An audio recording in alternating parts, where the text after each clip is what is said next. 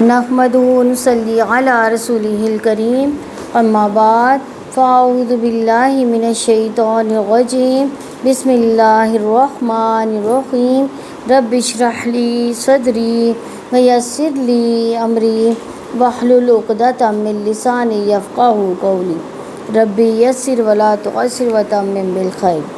سل آپ پوچھو بنی اسرائیل سے کم کتنی آتیناہم دی ہم نے ان کو، آتی دی نا ہم نے ان کو، آتیناہم دی ہم نے ان کو، من آیت نشانیوں میں سے، بینہ کھلی، ومن اور جو کوئی بدل دے نعمت کو اللہ تعالیٰ کی، من بعدی بعد ما اس کے جو جاءت آ چکی تھی اس کے پاس، فَإِنَّا تو یقیناً اللہ تعالیٰ شدید بہت سخت، العقاب سزا والا ہے۔ زینہ خوشنما بنا دی گئی، للذین ان لوگوں کے لیے، کافروا جنہوں نے کفر کیا، الحیات زندگی کو، الدنیا دنیا کی، ویسخرون اور وہ مذاق اڑاتے ہیں، من الذین ان لوگوں کا جو آمنوا ایمان لائے، والذین اور وہ لوگ جو اتقوا اللہ تعالیٰ سے ڈر گئے، فوقہم بلند ہوں گے ان کے، یوم دن قیامت کے، واللہ اور اللہ تعالیٰ یرزق رزق دیتا ہے، من جس کو یشاء وہ چاہتا ہے، بغیر حساب بغیر حساب کے۔ کانا تھے الناس لوگ، امت واحدہ ایک ہی، فبعث پھر بھیجا اللہ تعالیٰ نے، النبیین انبیاء کو، مبشرین خوشخبری دینے والے، ومنذرین اور ڈرانے والے، وانزل اور نازل کیا، معہم ان کے ساتھ، ساتھ ہم ان کے، الکتاب کتاب، بالحق حق کے ساتھ، لیحکما تاکہ وہ فیصلہ کرے، بینہ درمیان، الناس لوگوں کے، فیما جن میں انہوں نے اختلاف کیا، فی اس میں، وما اور نہیں اختلاف کیا، فی اس میں، الذین ان لوگوں نے، الا مگر، الذین ان لوگوں نے، اوتوہ جنہیں دی گئی، من بعد اس کے بعد، ما اس کے جو جاءتہم آ چکے تھے ان کے پاس، جاءت آ چکے تھے، ہم ان کے پاس، البینات واضح دلائل، باغین ضد کی وجہ سے، بینہم آپس میں، فہدیٰ پھر ہدایت دی اللہ تعالیٰ نے، الذین ان کو جو آمنوا ایمان لائے، لما اس کے لیے جو اختلاف کیا انہوں نے، اختلاف میں انہوں نے کا لفظ کہاں سے آیا؟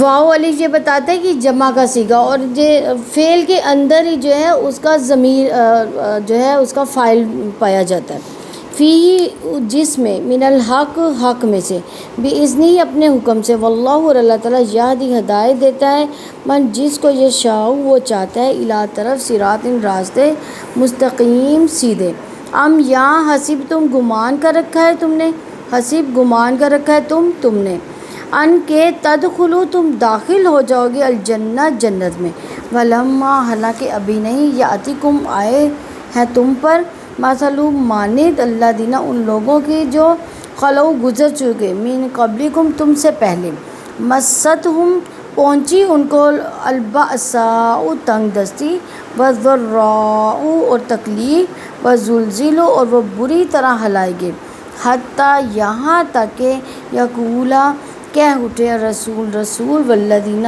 وہ لوگ جو آمنوا ایمان لائے، معہ ساتھ اس کے، متی کب، نصر مدد اللہ تعالیٰ کی، الا سن لو، انا یقیناً نصر مدد اللہ تعالیٰ کی، قریب ہے۔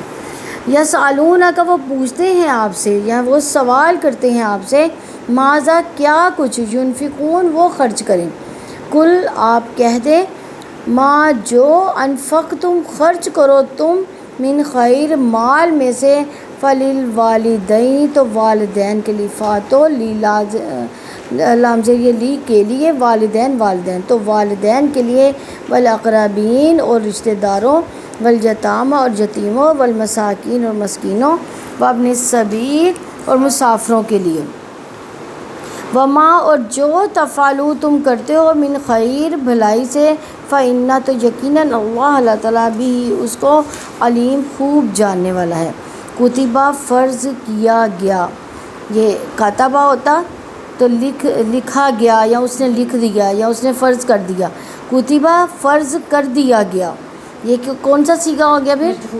مجہول کا۔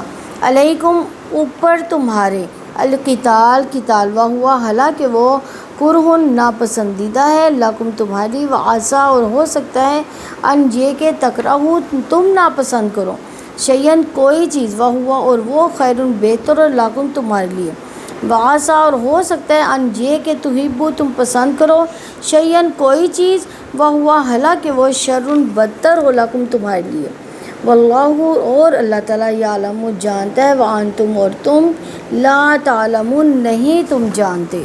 رکوع نمبر 10 کی تفسیر دیکھتے ہیں، آیت نمبر 211 ہے، سل بنی اسرائیل کم آتیناہم من آیۃ بینہ ومن یبدل نعمت اللہ من بعد ما جاءتہ فإن اللہ شدید العقاب۔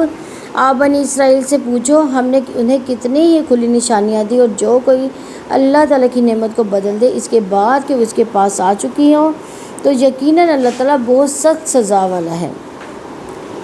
یعنی سل سے مراد ہے کہ آپ بنی اسرائیل سے پوچھیں کہ وہ نشانیاں جو حق پر دلیل ہے، رسولوں کی صداقت پر گواہ ہیں، ہم نے انہیں کتنی آیات دی، کتنی نشانیاں دی، انہوں نے پہچان لیا، انہیں یقین آ گیا، مگر انہوں نے نعمت کی ناشکری کر دی۔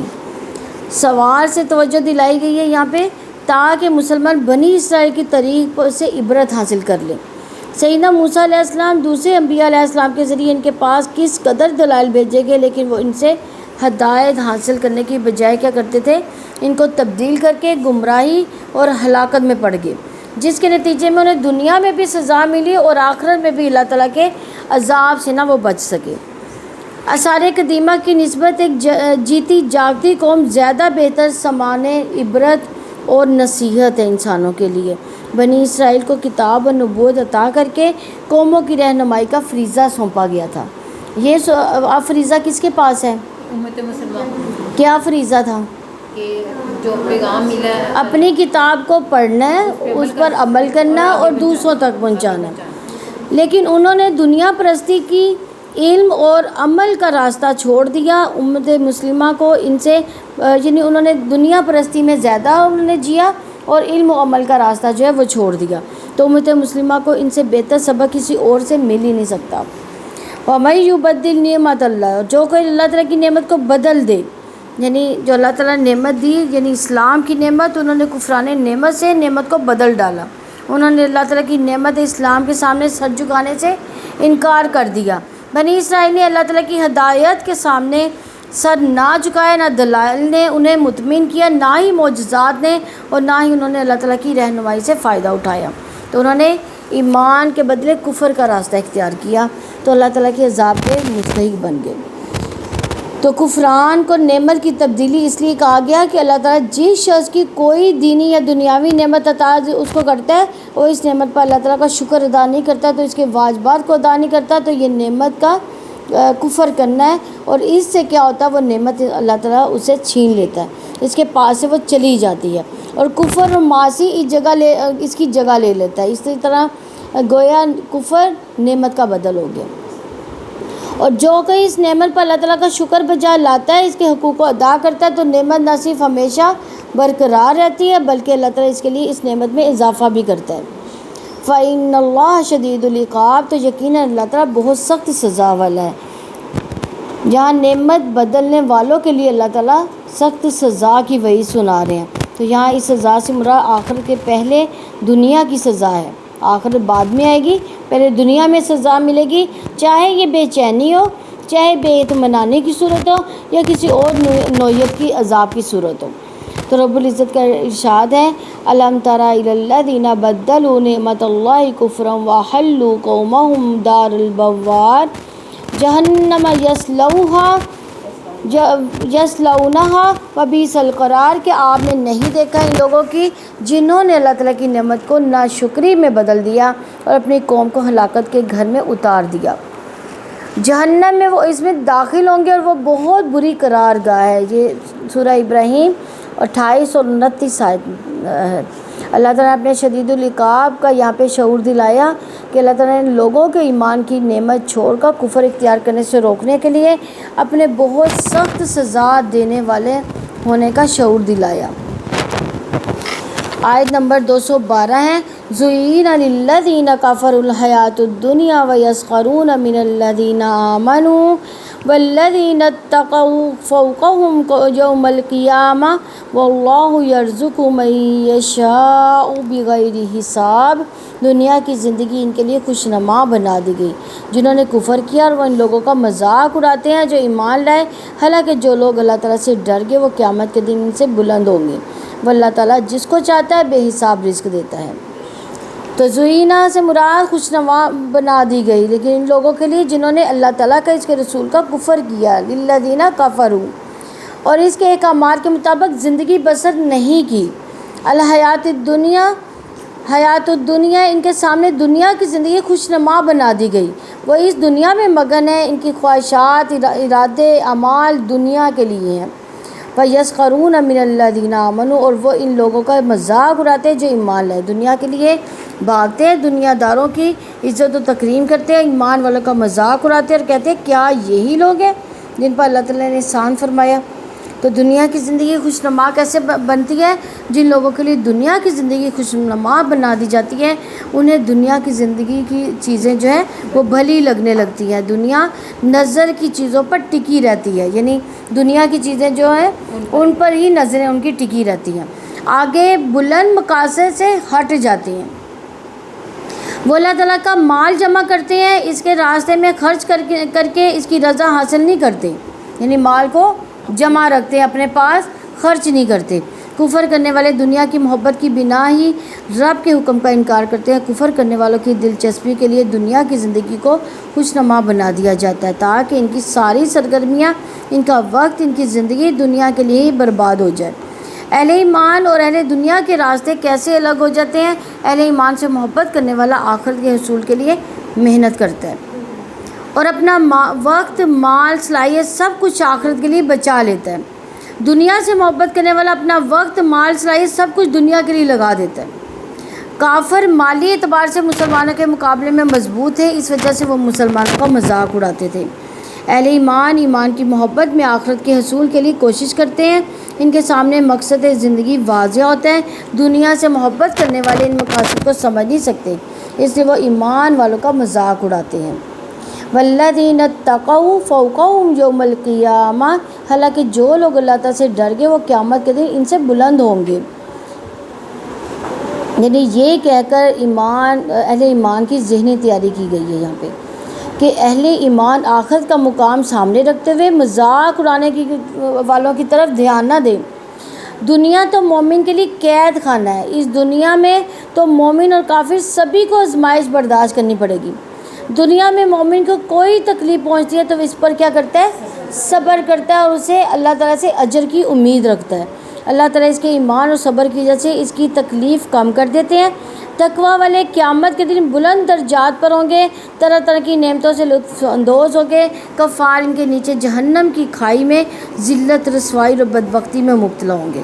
واللہ یرزق من یشاء بغیر حساب، اور اللہ تعالیٰ جس کو چاہتا ہے بے حساب رزق عطا کرتا ہے۔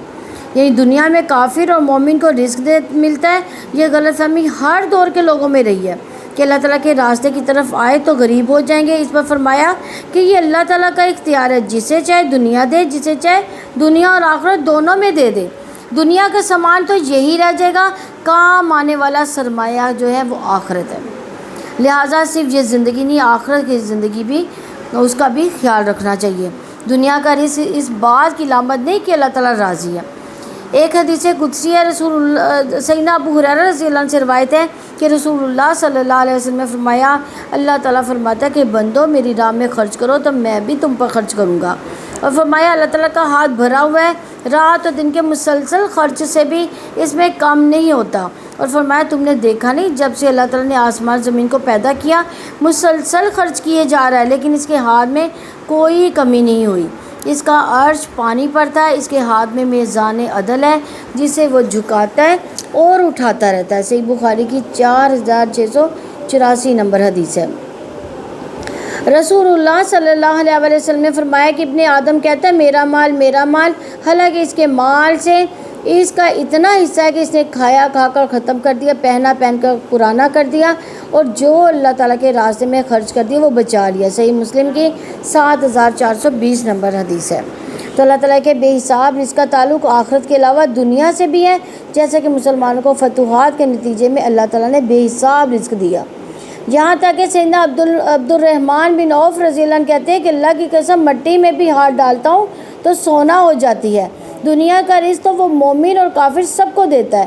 سیدنا سہیل بن سعد رضی اللہ عنہ سے روایت ہے کہ رسول اللہ صلی اللہ علیہ وسلم نے فرمایا اگر دنیا اللہ تعالیٰ کے نزدیک مچھر کے پر کے برابر بھی اہم ہوتی تو اللہ تعالیٰ کافر کو ایک گھونٹ پانی بھی نہ دیتے۔ جامعہ ترمذی کی 2320 نمبر حدیث ہے۔ اس کے مقابلے میں یعنی اللہ کے نزدیک جو دنیا کی اہمیت ہی نہیں ہے کوئی بھی۔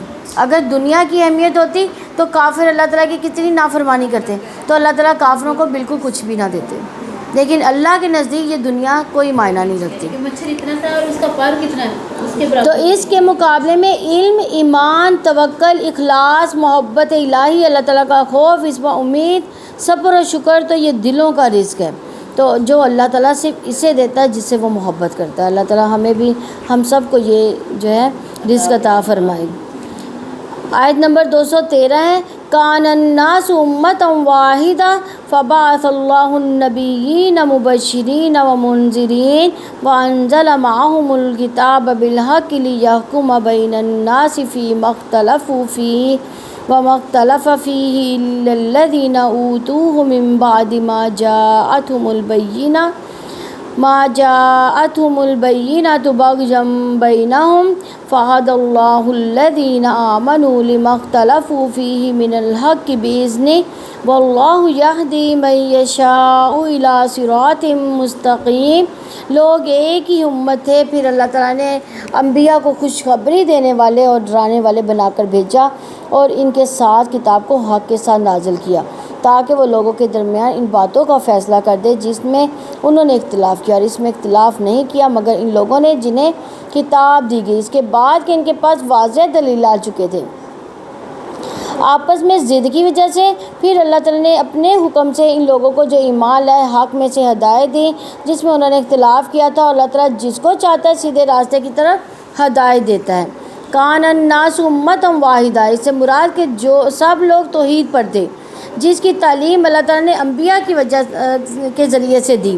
ابن عباس رضی اللہ عنہ فرماتے ہیں سیدنا آدم علیہ السلام سیدنا نوح علیہ السلام تک 10 پوچھتے ہیں، ان 10 زمانوں کے لوگ اللہ تعالیٰ کی شریعت کے پابند تھے، یعنی ان میں شرک ابھی نہیں آیا تھا۔ پھر اختلاف ہو گیا تو اللہ تعالیٰ نے انبیاء معبوس فرمائے، یعنی وہ سب کے سب ایک ہی دین پر تھے۔ وہ دین کون سا تھا؟ دین اسلام۔ اختلاف شیطان کے وسوسوں کی وجہ سے پیدا ہوا، ابلیس کی کوششوں کی وجہ سے شرک عام ہو گیا۔ فَأَبَثَ اللَّهُ النَّبِيِّينَ، پھر اللہ تعالیٰ نے نبیوں کو بھیجا، یعنی اللہ تعالیٰ نے ان کی طرف انبیاء بھیج کر رحم فرمایا۔ کس لیے؟ مبشرین، خوشخبری سنانے کے لیے، یعنی انبیاء کی خوشخبریاں اطاعت کرنے والوں کے لیے ہوتی ہیں اور اطاعت کے انجام کو واضح کرتے ہیں کہ دنیا میں جسم اور روح کی قوت، رزق و پاکیزہ زندگی ملے گی اور آخرت میں سب سے بڑی کامیابی ملے گی۔ یہ کامیابی جو ہے یہ خوشخبری ہیں۔ وہ منذرین، اور ڈرانا کس کا ہے؟ ڈراوا ہے نافرمانی کرنے والوں کے لیے، ڈراوے نافرمانی کے کاموں سے بچانے کے لیے۔ اگر نافرمانیوں والے زندگی بسر کرو گے تو دنیا میں بھی ذلیل و رسوا ہوگے اور آخرت میں بھی، اور دنیا میں تنگی بھی ہوگی رزق کی، اور آخرت میں بدترین عذاب کے مستحق بن جاؤ گے۔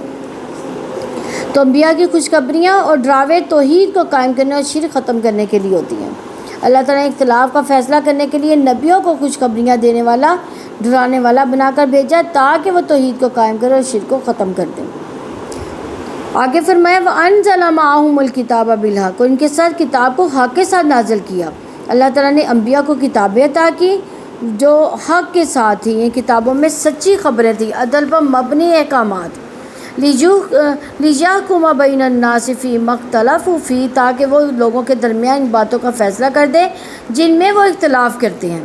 یہ کتاب کے احکامات کے ذریعے انبیاء کے اصول اور فروع کے اختلافات کے فیصلے کرتے ہیں، یعنی جو حق کا ہے وہ حق بتاتی ہے، جو باطل ہے اس کو باطل وہ کتاب بتاتی ہے۔ تو اللہ تعالیٰ نے انبیاء اور کتابیں نازل کی، اس کا مقصد یہ تھا کہ لوگوں کے درمیان حق کے ساتھ فیصلہ کرے۔ کتاب یہ بتاتی ہے کہ کیا حق ہے کیا نا حق ہے، کیا خیر ہے کیا شر ہے۔ ہمیں قرآن کیا بتا رہا ہے؟ حق اور باطل میں فرق بتا رہا ہے نا، کہ یہ حق ہے یہ باطل ہے۔ اب یہ ہم پر ہے کہ ہم حق پر کا ساتھ دیتے ہیں یا باطل کا۔ وَمَا اخْتَلَفَ فِيهِ إِلَّا الَّذِينَ أُوتُوهُ مِن بَعْدِ مَا جَاءَتْهُمُ الْبَيِّنَاتُ، اس میں اختلاف نہیں کیا مگر ان لوگوں نے جنہیں کتاب دی گئی اس کے بعد کہ ان کے پاس واضح دلائل آ چکے تھے۔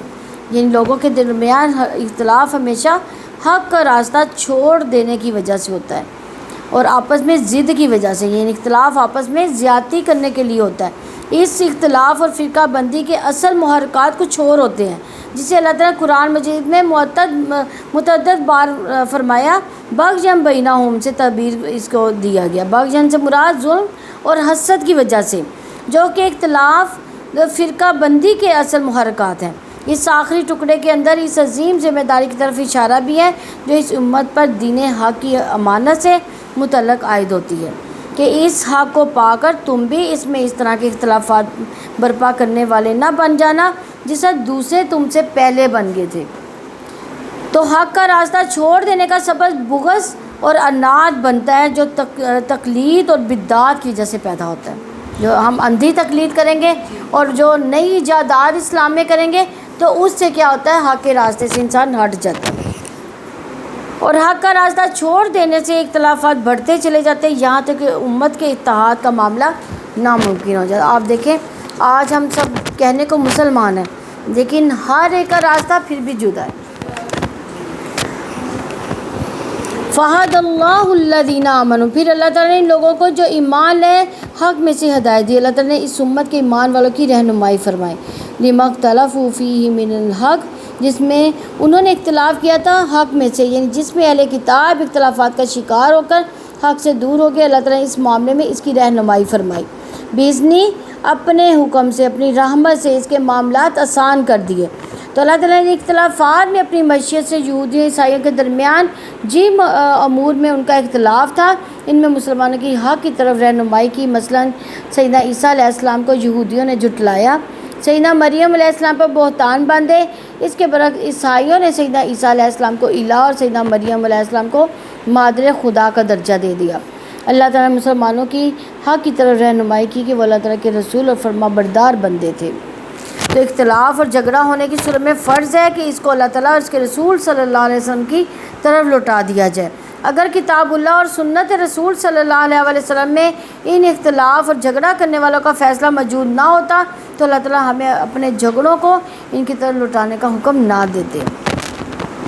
اختلاف میں سیدھے راستے کی ہدایت کی دعائیں کرنے کی ضرورت ہے، جیسے نبی صلی اللہ علیہ وسلم دعا کیا کرتے تھے۔ سیدنا عائشہ رضی اللہ عنہ فرماتی ہیں کہ جب بھی رات کو آپ صلی اللہ علیہ وسلم اپنی نماز شروع فرماتے تو یہ دعا پڑھتے، اے اللہ جبریل، میکائیل، اسرافیل علیہ السلام کے پروردگار، آسمانوں اور زمین کے پیدا کرنے والے، ظاہر و باطن کے جاننے والے، تو ہی اپنے بندوں کے درمیان ان چیزوں کے بارے میں فیصلہ کر دے جس میں وہ اختلاف کرتے ہیں۔ مجھے سیدھا راستہ دکھا، اے اللہ حق کی جن باتوں میں اختلاف ہو گیا تو مجھے اس میں سیدھے راستے پر رکھ، بے شک تو ہی جسے چاہتا ہے سیدھے راستے کی ہدایت عطا فرماتا ہے۔ صحیح مسلم کی 1811 نمبر حدیث ہے۔ واللہ یہدی من یشاء الی صراط مستقیم، اور اللہ تعالیٰ جس کو چاہتا ہے سیدھے راستے کی طرف ہدایت دیتا ہے۔ یہ اللہ تعالیٰ نے مخلوق پر حجت قائم کرنے کے لیے انہیں سیدھے راستے کی طرف دعوت دی تاکہ وہ یہ نہ کہہ سکے کہ ہمارے پاس تو کوئی ڈرانے والا نہیں آیا۔ اللہ تعالیٰ نے اپنی رحمت سے جسے چاہ ہدایت سے نواز دیا۔ تو اللہ تعالیٰ اپنے بندوں میں سے جسے صراط مستقیم کے لیے چن لیتا ہے، جو حق پر چلتے ہیں، جو لوگوں کی خواہشات کے مطابق ادھر ادھر نہیں پھرتے، جو حق پر جمے رہتے ہیں، جو انسانوں کی پسند اور رجحانات کے مطابق کھلونا نہیں بنتے۔ یہودیوں اور عیسائی نے اختلاف کیے تو اللہ تعالیٰ نے مسلمانوں کو صراط مستقیم دکھایا، جیسے مقدس دن کے بارے میں یہودیوں نے ہفتے کو اور عیسائیوں نے اتوار کو اپنے لیے مناسب قرار دیا تو اللہ تعالیٰ نے مسلمانوں کو جمعۃ المبارک کے دن اختیار کرنے کی ہدایت دی۔ رسول اللہ صلی اللہ علیہ وسلم نے فرمایا ہم دنیا میں سب سے پیچھے تھے لیکن جنت میں سب سے پہلے جائیں گے۔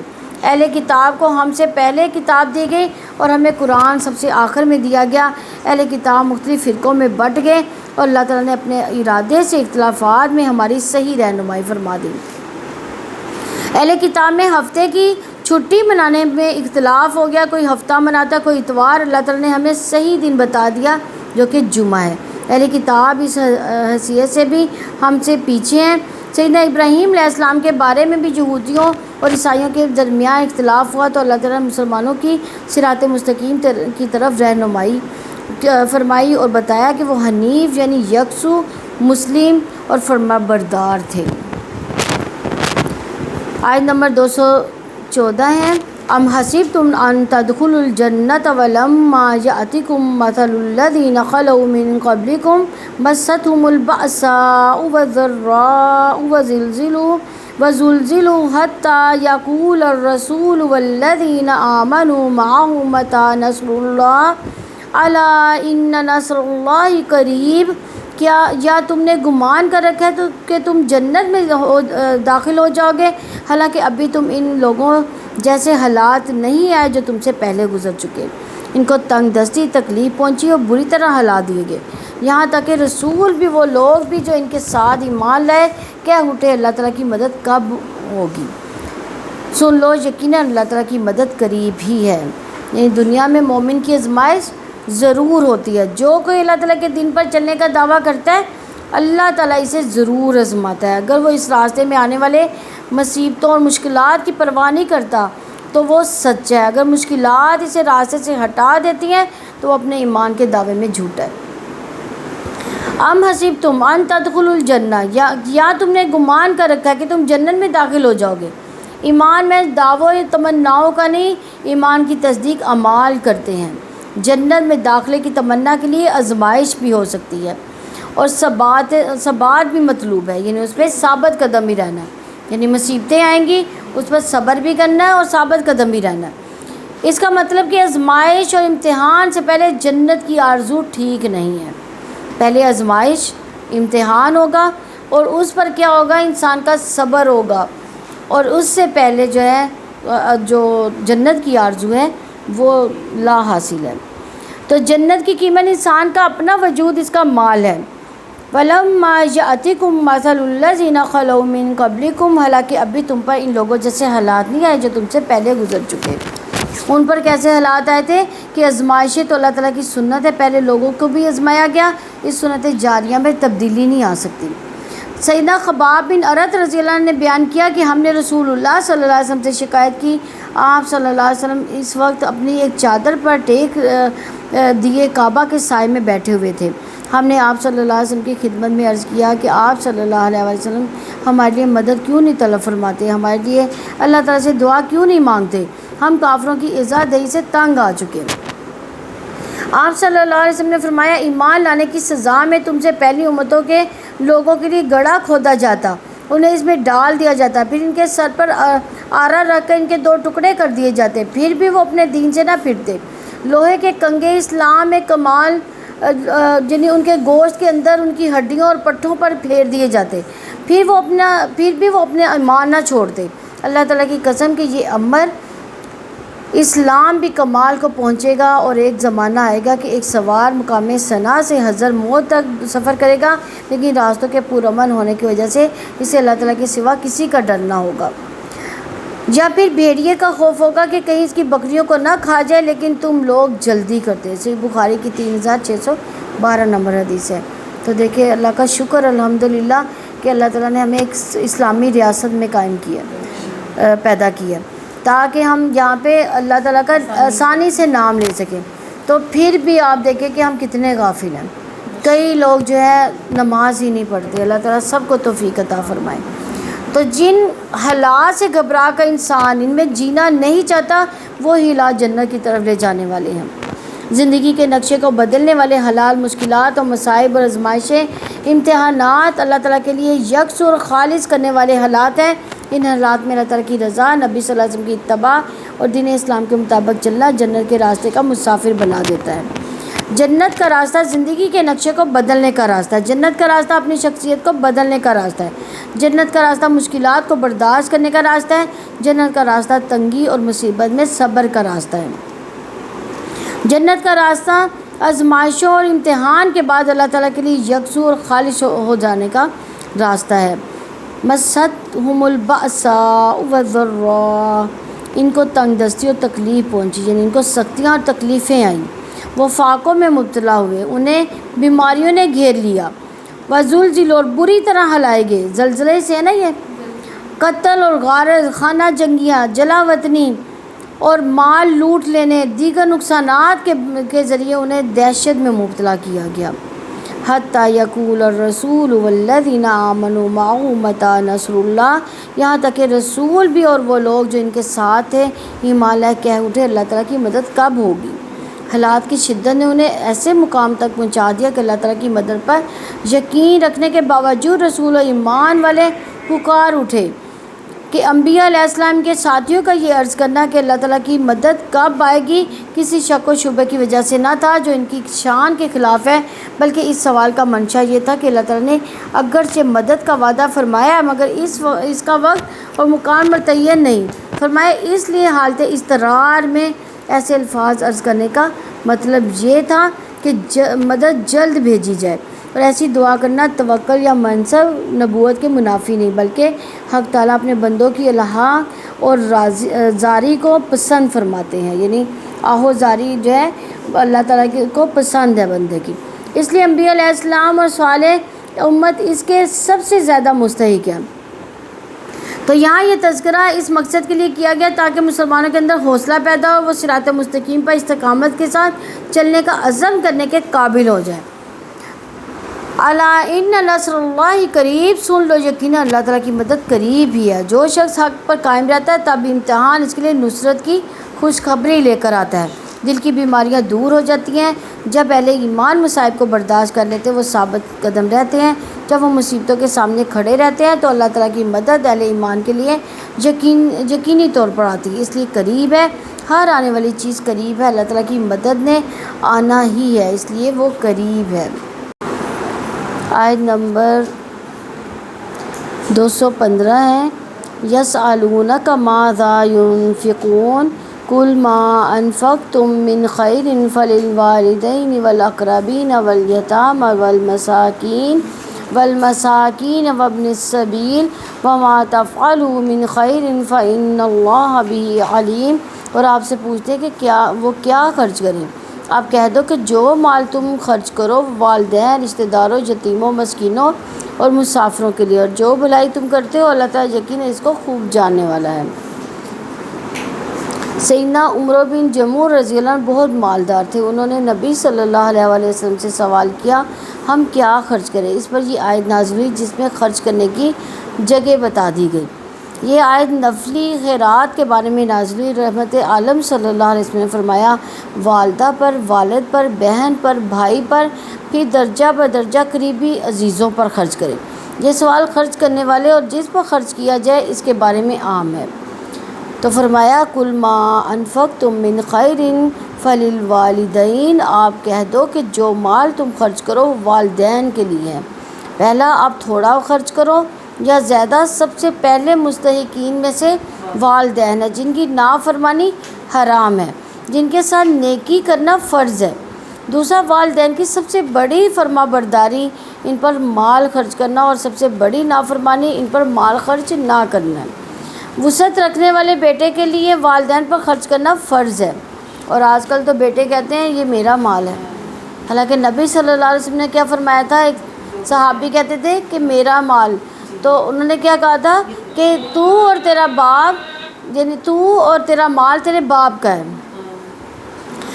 والاقربین، اور رشتہ داروں کے لیے، والدین کے بعد رشتہ داروں پر ہر رشتے کی حیثیت کے مطابق خرچ کیا جائے، اس اصول کو پیش نظر رکھا جائے۔ الاقرب فالاقرب، زیادہ قریبی ہے وہ زیادہ مستحق ہے، تو جو بھی زیادہ قریبی اور ضرورت مند ہے اسے دیا جائے گا، یہی صدقہ اور صلہ رحمی ہے، یعنی دو ثواب ملیں گے رشتہ داروں پہ خرچ کرنے کا، ایک صدقے کا، دوسرا صلہ رحمی کا۔ یہ تفسیر السعدی کی روایت ہے۔ قریبی رشتہ داروں کا خیال رکھنے سے خاندان کے اندر امن محبت کی فضا قائم ہوتی ہے، خاندان کے افراد کے درمیان رابطے مضبوط ہوتے ہیں۔ والیتامہ، یتیموں سے مراد چھوٹے بچے، چونکہ ان کا کوئی کمانے والا نہیں ہوتا اور وہ خود اپنی ضرورت پوری نہیں کر سکتے، اس لیے اللہ تعالیٰ نے اپنی رحمت سے ان کے حق میں وصیت کی۔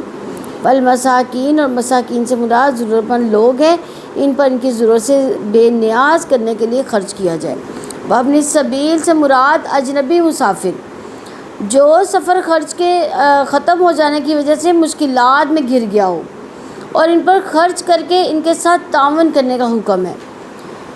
تو صدقہ کب شروع ہوتا ہے؟ صدقہ جب انسان اپنی ضروریات پوری کر لے تب صدقہ شروع ہوتا ہے۔ سیدنا جابر رضی اللہ عنہ سے روایت ہے، نبی صلی اللہ علیہ وسلم نے فرمایا، اپنی ذات سے ابتدا کر اس پر خرچ کر، اگر اس سے کچھ بچ جائے تو اپنے رشتہ داروں کے لیے، اور اگر تیرے رشتہ داروں سے بھی کچھ بچ جائے تو اس طرح اپنے ہاتھوں سے آپ صلی اللہ علیہ وسلم اپنے دائیں بائیں اشارہ کرتے تھے۔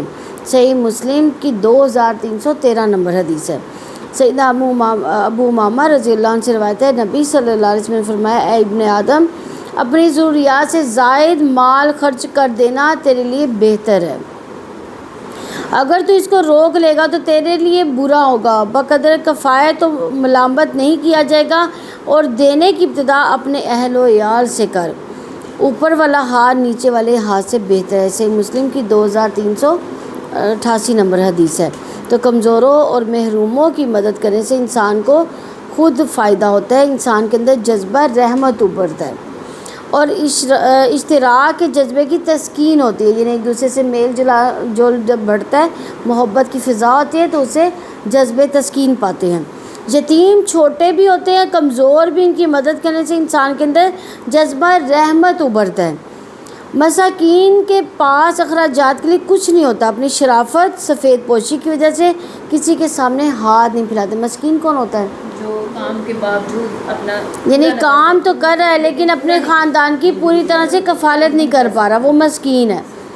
تو اس کو بھی وہ اپنی سفید پوشی کی وجہ سے خاموش رہتا ہے، تو کسی کے آگے ہاتھ نہیں پھیلاتا۔ ان پر خرچ کرنے سے انسان کے جذبہ اشتراک اور جذبہ رحم کو تسکین ملتی ہے۔ آپ کبھی دیکھیں جب ہم کسی پر خرچ کرتے ہیں تو ایک اندر سے پتہ نہیں کوئی عجیب سی خوشی ملتی ہے، یہ وہ والا جذبہ ابھرتا ہے۔ اور مسافروں کے لیے گھر سے دور بہت ساری رکاوٹیں ہیں، ان پر خرچ کرنے سے انسان کے جذبہ رحمت اشتراک کے جذبے کو تسکین ملتی ہے۔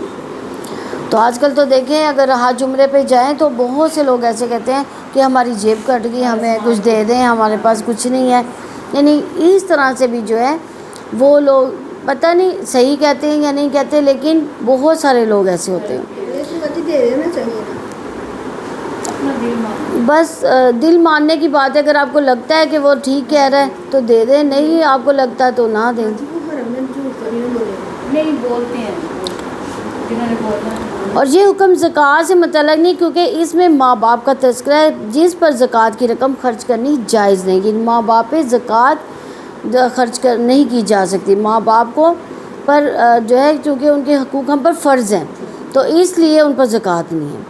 سیدنا میمون بن مہران رضی اللہ نے اس آیت کی تلاوت کر کے فرمایا کہ خرچ کرنے کی ان جگہوں میں یہ طبلہ سرنگی کا ذکر ہے، نعت، چوبی، تصویروں اور دیواروں پر لٹکائی جانے والی آرائشی پردوں کا۔ ان سے یہ پتہ چلتا ہے کہ ان چیزوں پر مال خرچ کرنا اسراف ہے اور ناپسندیدہ بھی۔ آج کے دور میں یہ ناپسندیدہ اخراجات ہماری زندگی کا اہم حصہ بن گئے ہیں، یعنی ہم اس کے لیے بھی مانگتے ہیں۔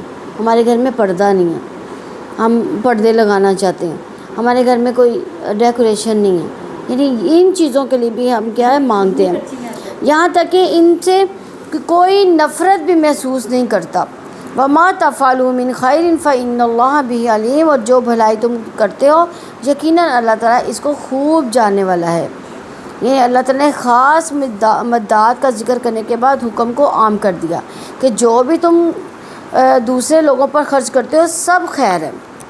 فَإِنَّ اللَّهَ بِهِ عَلِيمٌ، اللہ تعالیٰ انفاق سے بھی باخبر ہے، اس کے مقصد سے بھی باخبر ہے، یعنی جس نے خرچ کیا اس کا کیا مقصد تھا اس سے بھی باخبر ہے، تو اس کے پیچھے نیت کو بھی جانتا ہے، اس لیے یہ انفاق ہرگز ضائع نہیں ہوگا، تمہیں اس خرچ کا بدلہ دیا جائے گا جتنی کسی کی نیت خالص ہوگی اتنا ہی اجر میں اضافہ ہوگا۔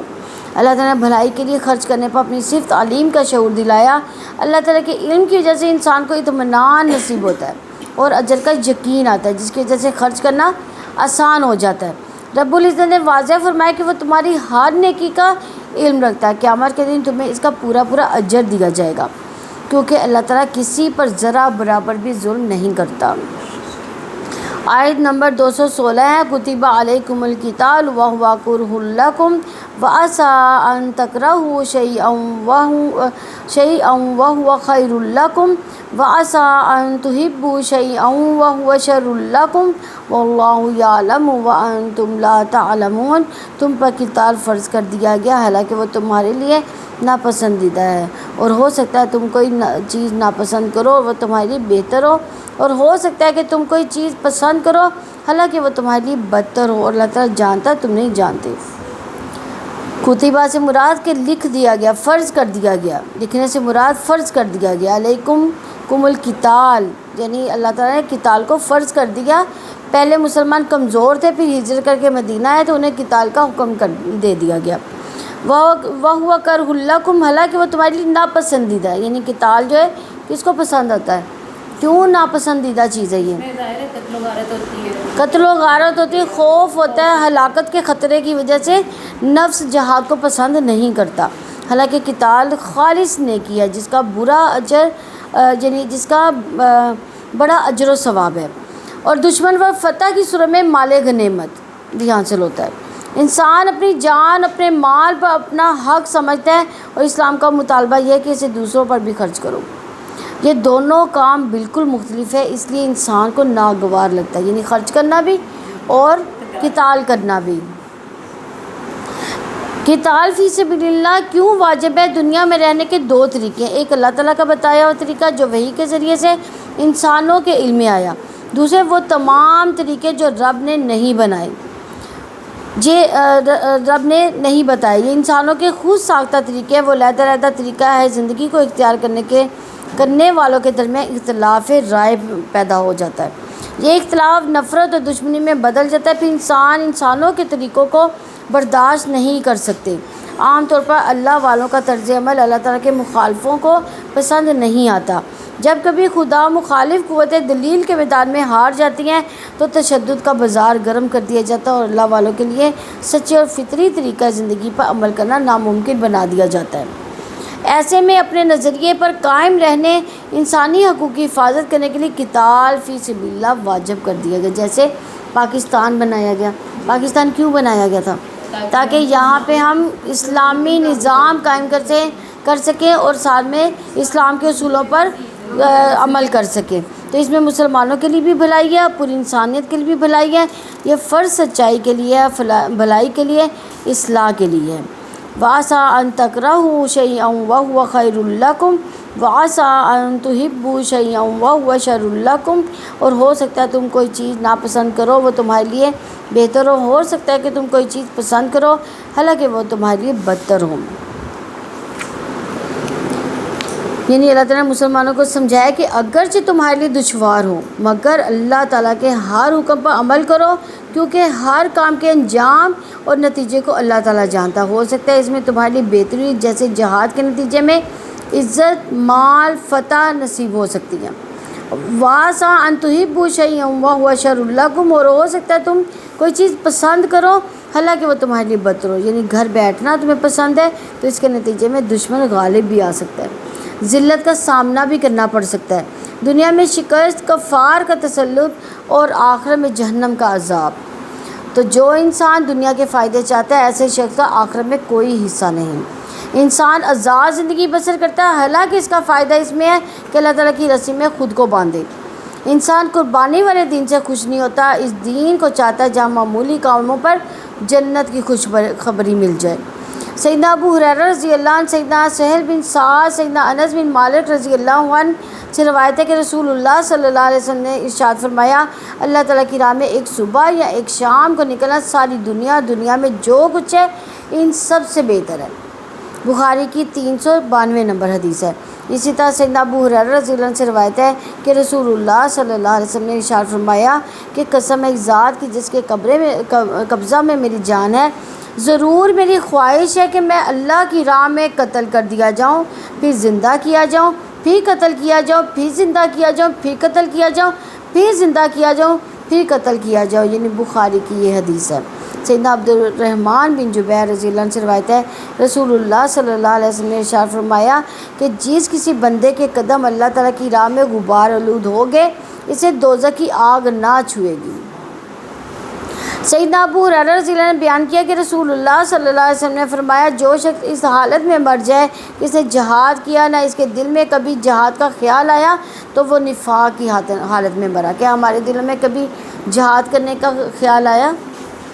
کبھی ہم نے سوچا ہو کہ ہم بھی جہاد کریں؟ جہاد یعنی کہ وہ والا جہاد تو ابھی ادھر ہوتا ہے، یعنی اللہ نہ کرے کبھی ہو تو پھر تو انشاءاللہ ضرور ہم، لیکن یہ ہم یہ والے جہاد تو کر سکتے ہیں نا، جیسے علم کا جہاد ہے یا لوگوں کو اچھائی کی دعوت دیں، برائی سے منع کریں، ہاں، یا قلم کا جہاد کے قلم کے ذریعے سے، یا کسی نے کوئی سوال ایسا کیا ہو یا کوئی ایسی تحریر لکھ دی ہو اس پر جو ہے وہ غلط بات کرے تو اس کو روکا جائے نا۔ یہ مسلم کی 4931 نمبر حدیث ہے۔ یعنی اگر ہمارے دل میں جہاد کا خیال بھی نہیں آیا تو وہ کون سی حالت ہوگی؟ ہماری نفاق کی حالت ہوگی۔ سیدنا ابو ہریرہ رضی اللہ عنہ سے روایت ہے کہ رسول اللہ صلی اللہ علیہ وسلم نے ارشاد فرمایا جو شخص اللہ تعالیٰ کی راہ میں زخمی ہوا اللہ تعالیٰ ہی کو معلوم ہے کہ اس کی راہ میں کون زخمی ہوتا ہے، تو وہ شخص قیامت کے دن اس حال میں آئے گا کہ اس کے زخم سے خون بہہ رہا ہوگا، رنگ تو خون کا ہوگا، خوشبو مشک کی ہوگی۔ بخاری کی 313 نمبر حدیث ہے۔ واللہ یعلم وانتم لا تعلمون، اللہ تعالیٰ جانتا تم نہیں جانتے۔ یعنی اس سے انسان کو یہ سمجھایا گیا کہ معاملات کی اصل حقیقت تک تمہارا علم نہیں پہنچ سکتا جب تک رب سب کچھ جاننے والا۔ یہ سمجھایا گیا کہ علم والے پر اعتماد کرنا چاہیے، لہٰذا مناسب یہ کہ اللہ تعالیٰ کی قضا قدر کے ساتھ چلو، خواہ تمہیں اچھا لگے یا برا لگے۔